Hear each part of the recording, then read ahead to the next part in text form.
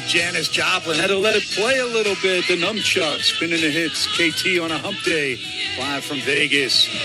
What did KT tell you? NHL. What did I tell you? Leon Draisaitl, Conn Smythe. That's what I told you. 9-1. Gets the first goal of the NHL Finals. 1-0. Edmonton, Florida on the power play. 7 minutes, 19 seconds into that first period. But there it was, Leon Draisaitl. And I'm telling you, 9-1. And then you looked at Connor McDavid, right? And Connor McDavid was plus 120. You cannot take that. I don't care. Even if he wins it, there's no value there. You're not laying 100 to win 120 when you have to be exact. But when you know Draisaitl's that Robin to Batman, you know this guy's good enough, and you know he was only 1 point behind McDavid. Now, look, it may not work out, but at the end of the day, if Edmonton wins the Cup, Draisaitl could be that guy at 9-1. So hopefully you got down on that. Keep an eye on it as it rolls on through. Tomorrow, the NBA Finals will be starting up. And, of course, got to get my NBA guy in here. Courtside Buzz is only Mikey D, baby. Mikey Domagala. Mikey D, what's going on? First off, I wish you would have listened to the archive, because you could have, too, had Leon Draisaitl to win the Conn Smythe. Well, I'm not much of a hockey guy. I just got my head wrapped around the finals starting tomorrow. Tom Thibodeau fired as the Knicks head coach, and yeah, it's been an interesting couple of days. Yeah, no doubt. Okay, so let's start there. Before we even get to the finals, Indiana, OKC, let's talk about the Knicks, because we both support the Knicks, and KT's much older than you. So like I always tell people, look, I'm old enough that I actually saw this team win an NBA title or two. And Mikey D, not so lucky. You, the Crooklyn Baller, Noah Parker. I mean, a lot of my fellow Knicks fans, they're just too young to have seen that. So came close, but as they say, no cigar. And right there knocking on the door, and we go back to the game where Halliburton's shot goes up in the air off the back iron, falls through, and then ties the game. They end up winning it in overtime. And when you go back, that may not be, the clincher, but it really set things up for Indiana to have success. And they do take care of business, and they win Game 6 handily with a big third quarter, which was the Knicks' bugaboo in several of the games. They did have some great comebacks, some monumental comebacks, one against the Pacers, 2 against the Celtics, but they come up short. And then Thibodeau is fired, and people just don't understand it. But there are several that said good riddance. I saw Noah Parker, Crooklyn Baller, say that, and I go, I don't get it.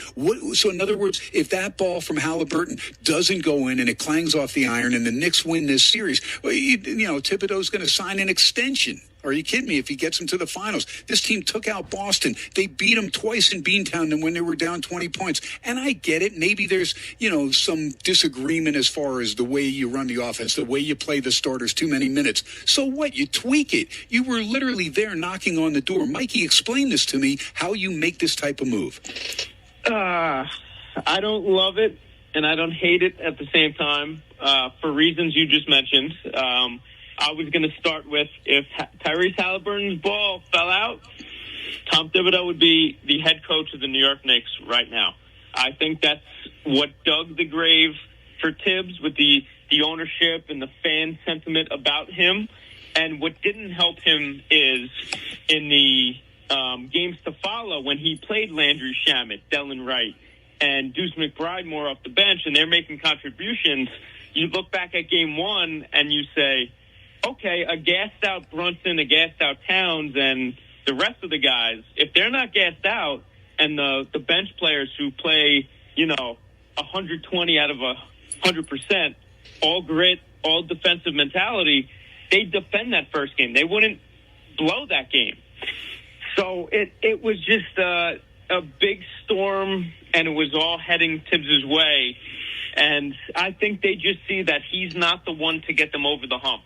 Even though he got them there, he built the culture and all that, they feel he's not the one to make them make that next step with his rotations, the minutes, and all of that. So, again, I see both sides. But what I will say, Ken, they made the move. Okay, they fired him. He's gone. They have to capitalize on it and bring somebody in with experience and a guy who's going to, build a system and make it work and get them over that hump to the finals. Carter Verhaeghe has just tied things up with Florida, 1-1 9:11 to go. First period Stanley Cup Finals. KT talking some NBA Finals with Mikey Domagala, courtside buzz as we move on through and finish up here on a hump day live from Vegas at PSR Law Studios, 1400 on the AM side, 1071 on the FM side, sportsxradio.com from everywhere worldwide. And again, miss any part of the show, archives up a few hours after the broadcast, sometimes even earlier than that, like tonight could be within an hour and 15, right around there after the broadcast, just depending on Numchuck's schedule as we move on through. But 1-1 Edmonton in Florida, and looking forward to the final starting up from OKC. But we're talking a little Knicks right now because they make a move as far as Thibodeau going out. And people talk about Jay Wright, and he's a nice studio guy, and he did a bang-up job there with Villanova, built an incredible college program. But there's a difference between college basketball and the NBA. It's a different game, and it's not like we haven't seen good, solid college coaches transition to the NBA. Billy Donovan did a nice job there. We saw Pitino. There's several others that really did a nice job in the transition, but there's others that have failed as well. So I got to get your take there. Do you look at just Mike Malone, the Denver Nuggets guy that was out but has already won a title in recent times, or do you take a shot at somebody like a Jay Wright, knowing that he knows the game inside out and may just have to transition a little bit himself? Because to me, that's where, you're kind of really looking at Tibbs and saying, it just didn't matter. We just needed to make the move because he's got the NBA experience. So my only thing is, if you are going to make this move, you should have had somebody set up. And I would think Malone would be the only guy that I can pinpoint as far as for the Knicks to hire. I think Jay Wright's out of the question. I think for his own doing, I don't think he'd want to go up to the NBA game and do that whole schedule, change his whole life out of the broadcasting booth. I want Michael Malone, and I'll dance back to that in a second. I think it's either going to be Michael Malone or Johnny Bryant, the assistant in Cleveland, who just led, under Kenny Atkinson to a great season, regular season. Former Knicks assistant coach under Tibbs, knows the system, knows the guys. Maybe, he's 39. Maybe his young voice and his ideologies will be the answer. But I want Michael Malone. And in the Courtside Buzz comment sections, people are like, all right, Mikey, you want Michael Malone, but he's just Tom Thibodeau 2.0. He's a little bit better, but same ideology, same grit, same, Northeast attitude. I think he's the way to go. He's got that championship mentality. He's not going to take any nonsense. He plays a bench, and it's Michael Malone. He's been in the game for years and years, has coached LeBron, Jokic, all the best guys out there, and if he's the one to take them to the next level, he should get the job. Okay, because you make a good point there as far as he's got a championship under his belt. But let's remember that Jokic was by far the most dominant player that year that Denver won it. And nobody caught up to them until, maybe this year. Jokic a little bit banged up throughout the postseason, but still kind of nutted up and got them. Look, within 7 games, they went with OKC. So they went tooth and nail with the team that right now is a minus 650 to win the NBA title over the Indiana Pacers. But I'm not sold on this move yet. Again, I wasn't sold on Karl Anthony Towns either with DiVincenzo and Randall and the moves made there.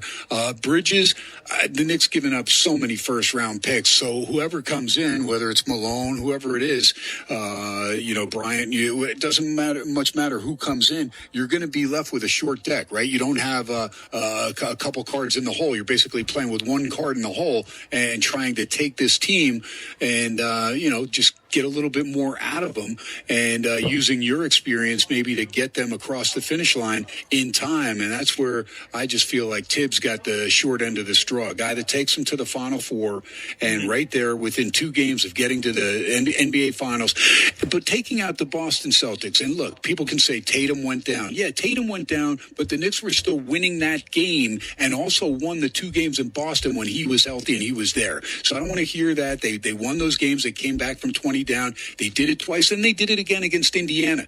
Unfortunately, you got to be down 20. You got to dig yourself a hole in order to have great comebacks like that, and that was the problem with them. They just had, too many lulls, and you're right, maybe not enough depth, or the depth just wasn't put into the mix quick enough. You talked about Shamet and some of the other guys off the bench that started to play good, solid ball, but maybe didn't get into the postseason quick enough, and maybe the wear and tear on some of these guys playing too many minutes kind of wore them out against Indiana. But again, I'm looking at a fluke bounce for Halliburton's shot to fall through, put that game into overtime. I give the Pacers so much credit because they found a way to win that game even after they thought they had already won it. They had to then, kind of regain composure and go back out there for another 5 minutes on the road. And after the Knicks fans felt a sigh of relief, they still took it to the Knicks and win that game. And I thought that was, as key a blow as you can lay into somebody early on in a series. They had that 2-0 lead. The Knicks, give them credit. They came back and made it 3-2 and had an opportunity. If they win that game 6 in Indiana, it's going back to Madison Square Garden for game 7. They couldn't get it there.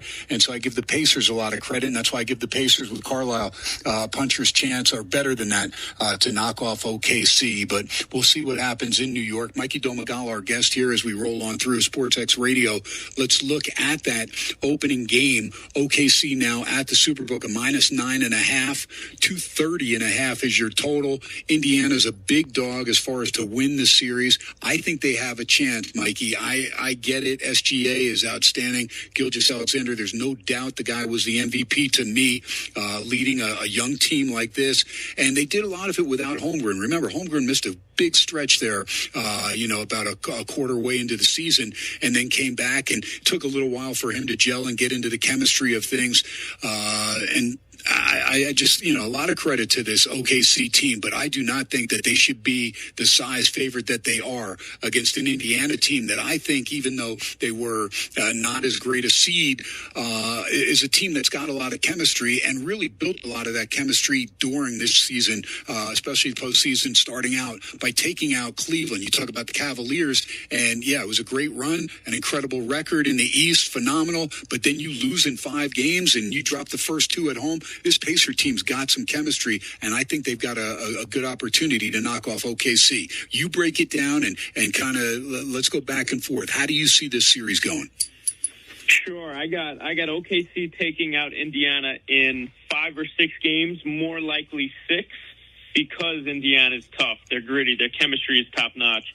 And I got to bring up something that Pacers center Miles Turner said, that super teams and big-time free agency moves and making mass trades isn't going to win anymore. Look at the Suns with Kevin Durant and those guys. Devin Booker, that's a team who should have at least just made the playoffs, and they didn't even make it. But to Turner's point, he called it like best friend chemistry basketball. OKC is the youngest team in the NBA, a bunch of young guys who love each other. They're all close friends. And according to Turner, it's the same way in Indiana with, their friendships, their chemistry. They know how to play off of each other, which is extremely important. They've been together for a couple of years. So, yeah, Ken is getting a bunch of guys who are friends with each other, similar play styles, could Swiss Army knife all over the court. Is that better than building a super team? It seems like it's been more successful the last couple of years. No doubt about it. Meanwhile, Marchand, that old Boston Bruin, he gets on the scoreboard there for the Panthers. Back-to-back goals by Florida. Sam Bennett, his 11th. Marchand, his 5th. And Bennett, a nice price on him as far as the Conn Smythe. A 2-1 lead now for Florida. 6:56 to go. First period from Edmonton. And they're on the power play in just a little bit. Actually, it's a 4-on-4 now for a minute 36. So 6:56 to go in the first period. 2-1 Florida. They've scored 2 unanswered after Draisaitl gave the Edmonton Oilers that 1-0 lead. Up there in Alberta, it's been better than 3 decades since a Canadian team has won the Stanley Cup. We'll keep close eyes on this one as we roll on through. Tomorrow, the NBA starts up, and it's going to be interesting because it is a huge line to lay for this Oklahoma City team. They are major favorites in this, and it's been like that just about everywhere, not only here in the Vegas Valley, but also offshore and at some of the other books around the country.